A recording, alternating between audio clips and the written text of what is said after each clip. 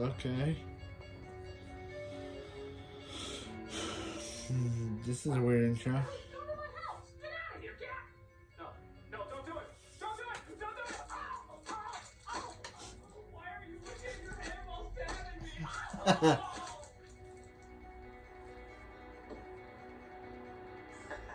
Huh. Hey, JonTron. Sorry I haven't been doing your videos lately, JonTron, but I'm focusing on nostalgia here. Sorry, JonTron. Nothing like bringing in the holidays than by justifying the gym membership in January I'll never use. A pumpkin hot dog and a pumpkin bun with pumpkin ketchup. Ew, gross. I like ketchup, but I never eat a pumpkin. I never. That's gross. What's that? Hell was that? Yeah. Oh shit! I'm late for the Stephen King review. Could I get any heavier foreshadowing? I mean, look at this. The forest left right in the shadows. If we do this to all our props, they're gonna fade. We'll put you in the sketch later. My favorite prop. Hello, I'm the nostalgia. Hey, Greg. I remember it, so you don't have to. Well, it's the month of Halloween, and you all know what that means. It's time to celebrate a great writer by focusing on his worst work. It's Stephen King time. There's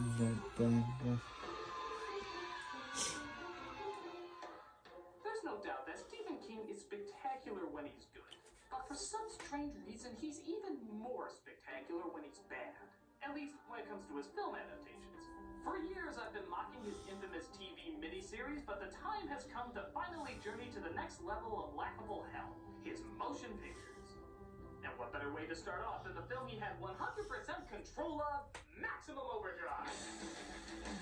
Oh, Maximum Overdrive. This is the only Stephen King story that Stephen King himself directed. Hell, he glorifies the fact that he directed it. Just look at the trailer. I finally decided if you want something done right, you ought to do it yourself. I just wanted someone to do Stephen King right. That's right. There's no arguing someone interpreted it wrong. No claiming that filmmakers just don't understand King. No saying that Stephen King's work should be transferred to the cinematic world or that Stephen King himself wouldn't like it. This time around, there's no excuse. This is the only time we'll ever see Stephen King on Stephen King. That is until Tumblr is born. So sit back, my Halloweenies, and let's see Stephen King done right. I'm gonna scare the hell out of you. This is Maximum Overdrive. Of course, it's only fitting that an author starts off this visual medium with a butt ton of reading. Let's see, Comet, Tail, 8 Days.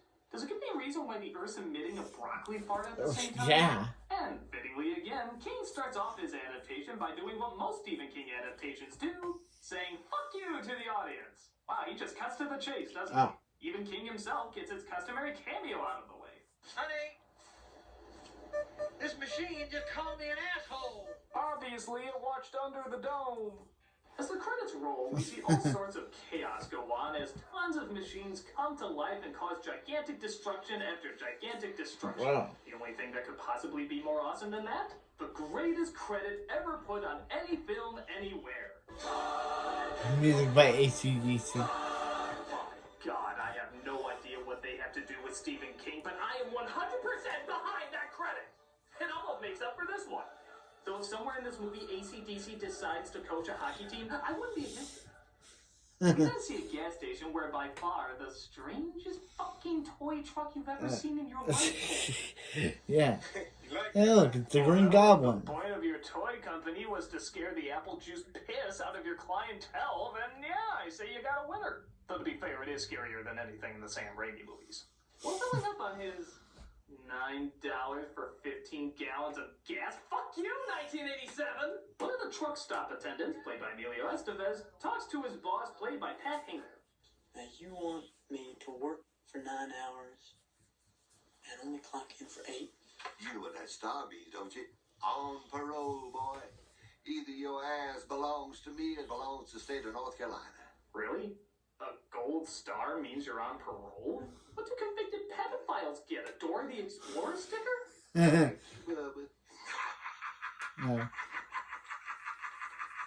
Oh, shit.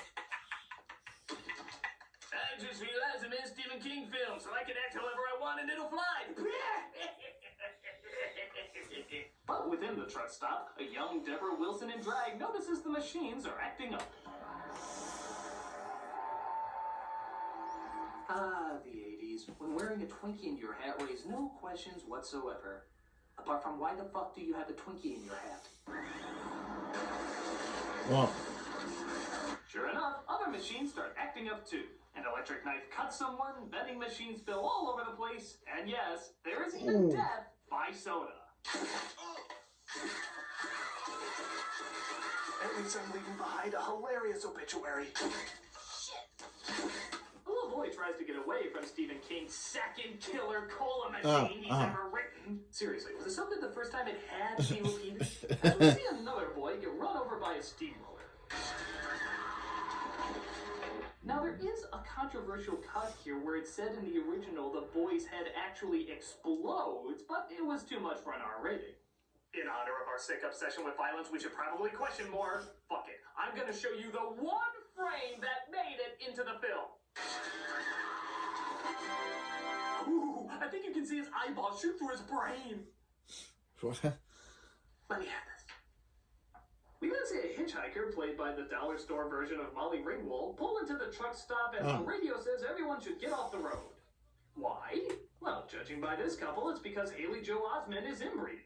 That's the only way you can explain why he somehow became two people.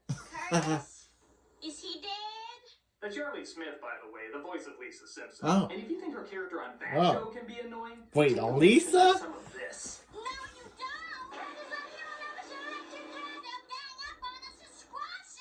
I'm coming, this goddamn Curtis! I don't want this! Get here! Oh, Lisa. Oh, Yardley Smith. You know, suddenly the idea of slitting my throat with her spiky hair doesn't sound that bad. I just wanted someone to do Stephen King right. They end up driving towards the truck stop where our heroes are at, who are checking out to see if the trucks themselves have apparently come alive. Be careful! That jack-in-the-box they forgot to crop out might ruin the scare. Huh, no, it would have been ruined even without it. Are they really trying to make this a Spider-Man movie? Maybe Spider-Man should just come in and be like, yeah, why do you have a face? The truck has to adjust its rear view mirror in order to see them? Yeah, why is my main villain's face on a car? Somehow in the driver's seat area? It's like having Doc Ock's face on a car. It looked very weird. Goddamn movie that literally has eyes. Isn't that kind of throwing the truck anatomy off a bit? The little boy version of Kim Grease rides around the neighborhood realizing that technology has officially come alive and is killing people. Even a toy car somehow apparently killed a dog. You explain that one. Yeah.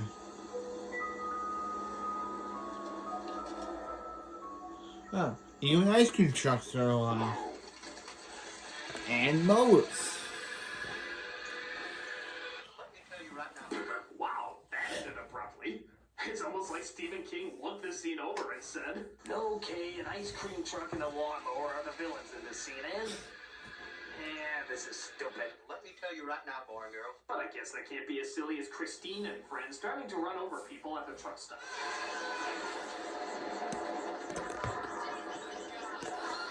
You know, it's one thing if machines just out of the blue came to life, but how the hell is something as random as a comet supposed to give a soul to modern day appliances? It's like if I dipped that pumpkin hot dog in that pumpkin whipped cream, something evil would happen. Which is suddenly right next to me. Yeah, suddenly. Which is probably cold now, so I'll eat it another day.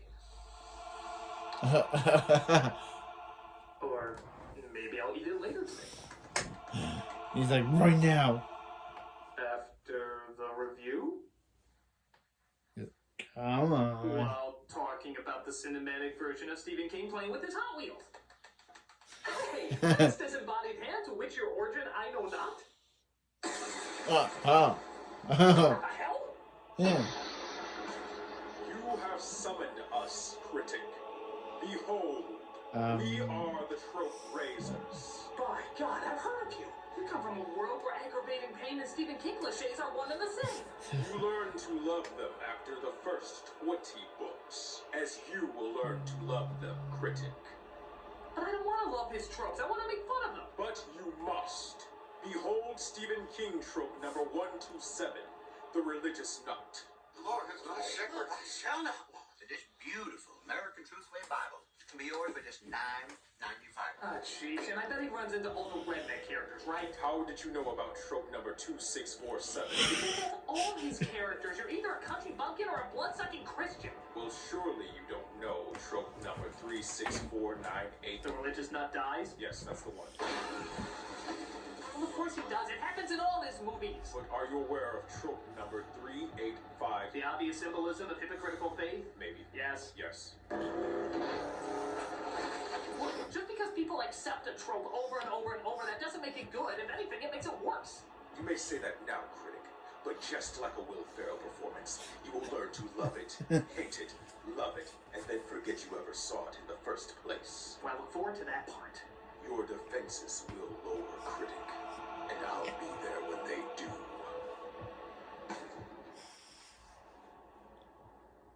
So like I said before, the religious nut is run over by the toy truck, which despite being an over-the-top drawing of a clown, it still somehow gives a more subtle performance than Tim Curry. Oh, Tim Curry. You're all flirt. Everyone tries to figure out what to do while You'll crash. You'll all crash. The trucks actually start to circle the gas station. You'll crash. Oh, Georgie, they do crash. Nothing more frightening than delivery trucks playing Ring Around the Pussies. Oh. We go around the idiot stop. It's loaded with parts whose IQs have dropped. I think you'll need some peppermint schnapps to get through this damn movie. Meanwhile, our What? dads aren't having much luck as they're being chased down by other evil Herbies. A drunk Frodo dabbles in vehicular manslaughter.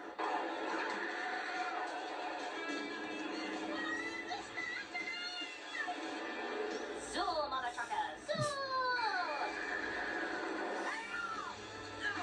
Yeah, hang on while I veer comfortably to the right. That'll lose him.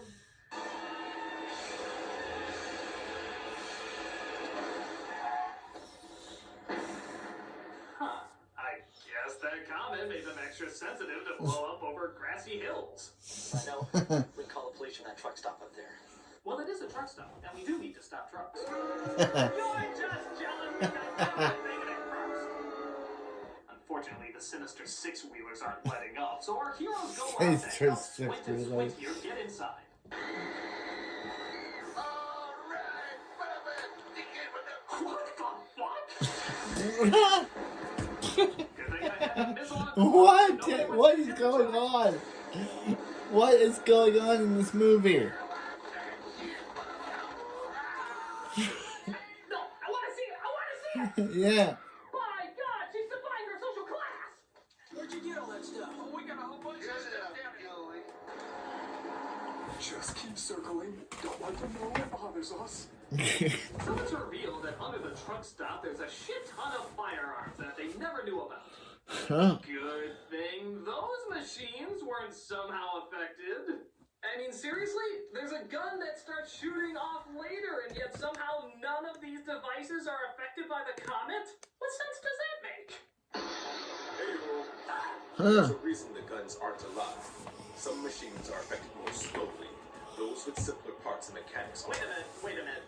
Is this like justifying the clown and the spider and it with this complicated backstory when really Stephen King just wanted a reason to use a clown and a spider in it?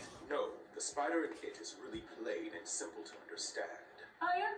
What is it? There's a void surrounding the universe known as the macroverse. Your first sentence isn't even over and already I can't follow it. No, really, it's super easy to follow. I'm surprised they left it out of the movie. Its natural enemy is the turtle. Well, not just any turtle. The turtle that created the universe. And others. But that's another really easy story to follow. And so, Ah, Jesus. We'll be right back after this common sense explanation takes place. and the next thing we knew, Master Splinter raised them, and they developed a machine by, of course, Donatello, because he's the smartest one. Everyone knows that. That'll take you there. care. For that's what happens when you don't give in to Stephen King tropes. All ads become commercials for May. Oh, for crying out loud, will you stop explaining how his tropes are genius and just let people watch the video? Not until you hear how many great scenes were left out of his movie adaptations. Like how the original ending of Carrie had a meteor shower. That sounds stupid. It was better than the way he wrote it. Or how the girl in It had to have sex with all the boys in order for them to survive. That sounds awful and stupid. It was better the way he wrote it. And don't forget the electrically charged condoms to knock your pupil. Well, It was better the way he wrote it. Look, can't I just enjoy the terrible tropes in this film for Yeah. now? So you are enjoying it. Just let me watch it. Yeah. Just let me react to it.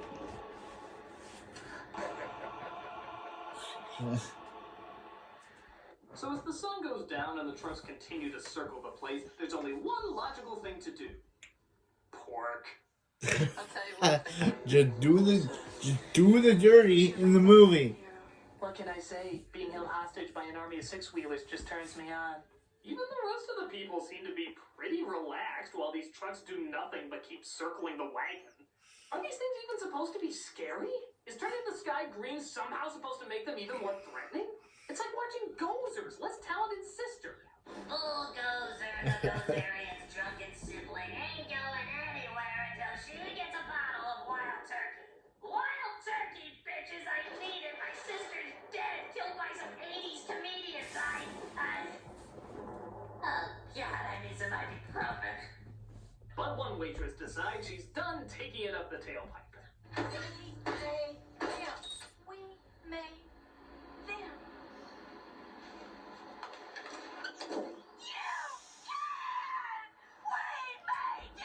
Oh dear, it's time for our ceremonial Stephen King actor turns into cartoon Yeah. character again.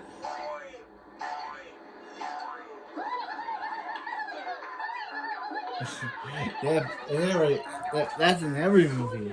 She's moving like a Jerry Lewis animatronic with extra William Shatner parts. Ohio, you cats! We made you. Don't make us circle around you some more.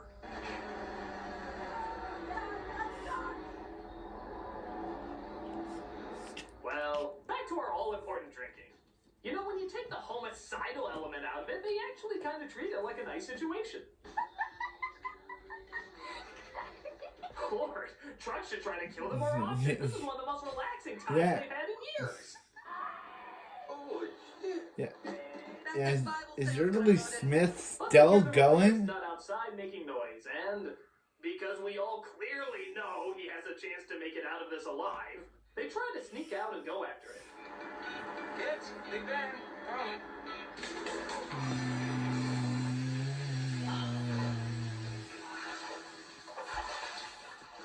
Wow, the comic must have also messed with how flashlights work because it's a little confused what's supposed to be lit and what isn't.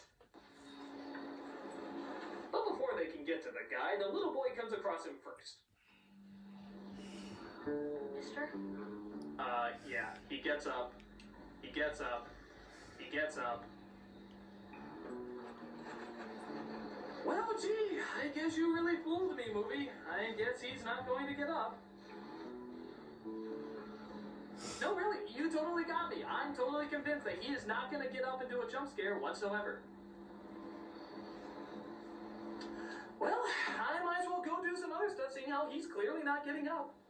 You really got me there, movie. Really got me. Really thought he was gonna get up there, movie. Really got me there. What a fucking shocker! I can't. You're too heavy. Get me out of this pit. Or by Jesus, I'll kill you. Do all Dutch Christians sound like the bad guy from Howard the Duck? Ha! By Jesus, I'll kill you. If you can't fix this, get out of that kitchen. The team does meet up with him and tries to drag him back, but again, big shocker, he doesn't make it all the way. Thus, they use what they should have been using Yes. the whole time, a fuck ton of weapons. It's not like they have a whole shit ton of them at their disposal. Oh, but wait!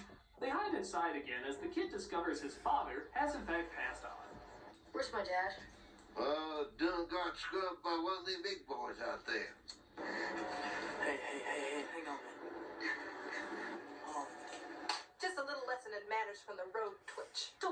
lightly slap you like I'm swatting a fly on your chin again.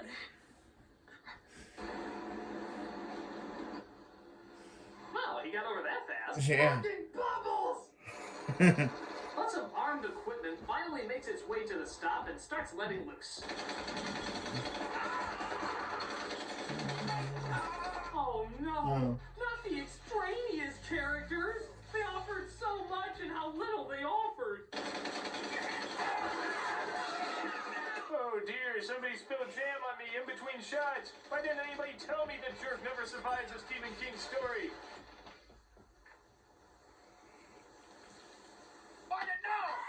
Oh, the cartoony waitress found again. Ah, yes. She needs to relive her Oscar-winning moment. Okay. And then she dies.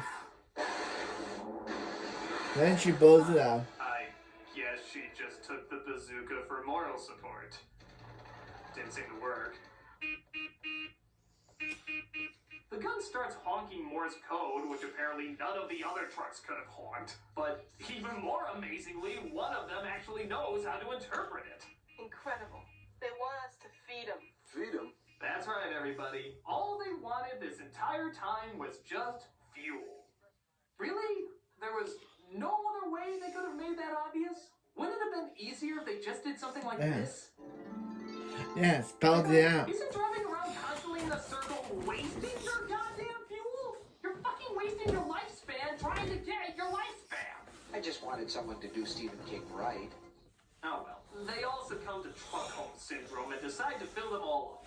Emilio lets the lead truck know by literally whispering into its ear. Alright, you bastard. Tell all your friends the main line's open. I'm sorry. I just don't think I can take a scene seriously when he's whispering into what looks like a masked Happy Meal toy. I got the best shit on the East Coast, practically uncut. The fuel gauge, Emilio. First you start with the fuel gauge. This results in literally hundreds of other trucks hearing the news somehow and showing up as well to get fueled up. Yep, it's about as stupidly silly as it sounds. Imagine you're a race of aliens, right? And you're looking for a new place to live. Dude, you filled up trucks, not survived a war. I think we can be a little less dramatic about it. Sat in their room, using our machines. Sleep us right on. Well, that's an interestingly stupid theory, but like the credit said, comet, which makes much more practical sense-ish, kind of, not really. But I'm sure it's explained in Dark Tower or something. So, only now do they decide to figure out a plan to take these suckers out and leave. Whoa, cool, champ.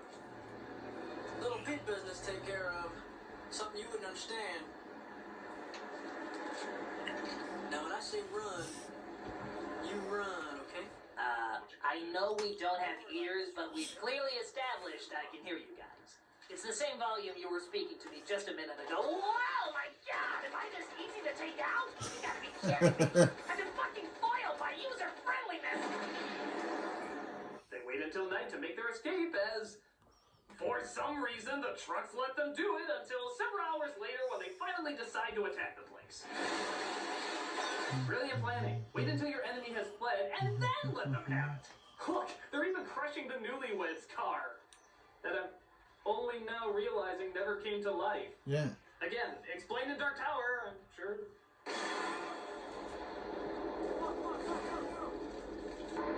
We'll meet again, Spider-Man! But wait, what's that? What do I scream? Them Remember having the Ninja Turtle bars. I might come drop eyes. They head towards the boats because apparently they're not affected by the comet, alien, ghost, whatever. But Yeah. Yoda from hell is still ready for some action. Adios, motherfucker! Ha! You think that can stop me? Oh, wait, I'm done. Yeah, good job. Oh, one thing in the mouth defeats it. Oh, so it was aliens. Okay. The comet apparently had nothing to do with anything. In fact, it didn't even pass over by the time all this stuff took place. What a twist. Yes. King is often known for twists. Dude, stop showing That's up. just trope number 2. Really? Just 2? They don't all have to be big numbers. So, have you succumbed to the Stephen King tropes and all its tropiness? Actually, yeah, I kind of have. Ah, so you know what it means to love repeatable pain.